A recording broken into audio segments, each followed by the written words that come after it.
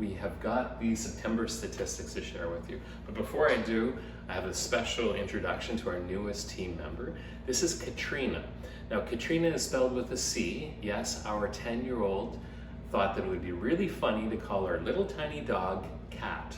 And here is Cat. Now, Cat specializes in determining what backyard best suits your needs. So her specialty is backyards. I have to tell you guys, for those of you who know me personally, I'm a big dog kind of guy, and we've always had a big dog. Kate, my partner, talked me into getting a 20-pound Shih Tzu poodle, and this 5.6-pound Shih Tzu poodle named Katrina has now shown up in my life. She's adorable, I love her to death, but my God, look at the size of this thing. Sweetest dog ever. Okay, let's talk about September.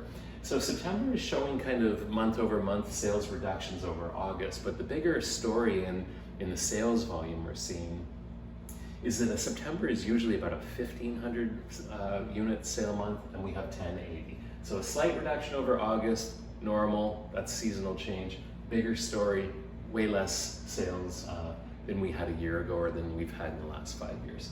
Active listings continue to go up.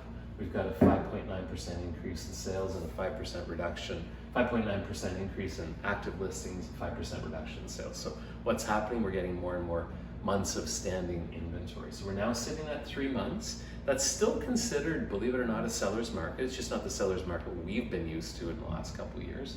We're very much moving towards balance, and we will be there overnight. Balance is kind of a 4 to 6 month worth of standing inventory. So this is still a soft seller's market. Things are still moving. Average sale price $644, up slightly over last month. I don't think that's an indication of anything happening. You can kind of see what's gone on in the last couple of months. We're in similar range of kind of a $650 average sale price. Moving to our next slide, we'll just dig into a few details a little bit more. So what's happening on pricing? Well, as inventory grows, prices will likely go down.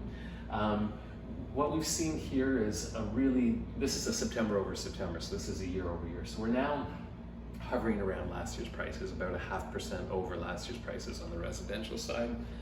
She's prospecting for clients out the window right now, by the way.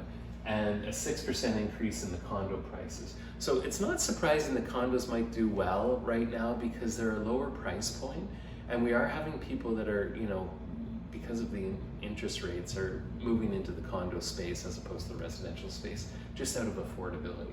Moving on, I was mentioning this already, this is kind of the big story in terms of sales volume, 32.5% reduction from last September, and that corresponds with the last 5 years as well, about 1,500 to 1,600 units in September versus 1080.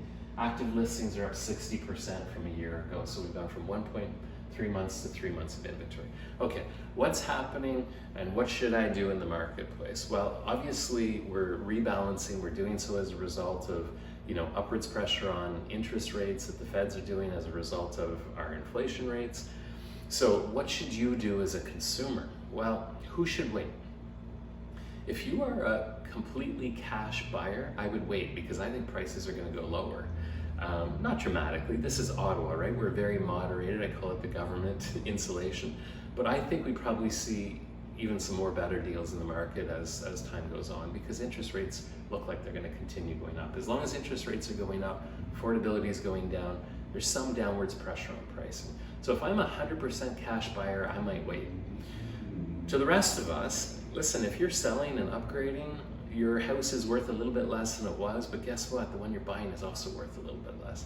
If you're breaking into the market with a mortgage and you wait, the increase in interest rates is really taking away the affordability of a lower price because you're paying higher interest. So this is really not a wait and see kind of market, and thankfully we're seeing buyers come back into the market and kind of adjust to the fact that we now have modest interest rates, but certainly not as low as they were. So really this is not a wait and see market except for someone who's 100% cash. Now, the other person that might wait is if you're a seller with nowhere to go, nothing to do, listen, your house will be worth more in a couple years when we get through and wash through this. But everyone else, this is a great market to be in. Prices are higher than they were a year ago. It's a little bit easier to buy. You can buy without quite the pressure. And sellers, you're still doing super well. We're still in, like I said, a soft seller market. But more importantly, you're selling and buying, you're doing so in the same market. So this whole, prices are changing, doesn't really matter.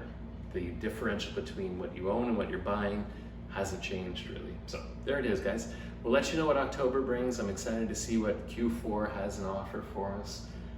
Katrina will be around and keeping a close eye on things, especially the backyards, and we'll see you again at the end of the month.